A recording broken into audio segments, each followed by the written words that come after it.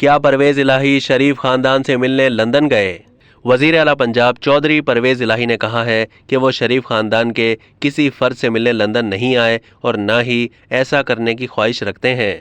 वजीर आला पंजाब ने कहा कि उनका दौरा लंदन निजी है और इख्तियारात की जंग में सूबे की ब्यूरोक्रेसी कशमकश का शिकार हो गई है।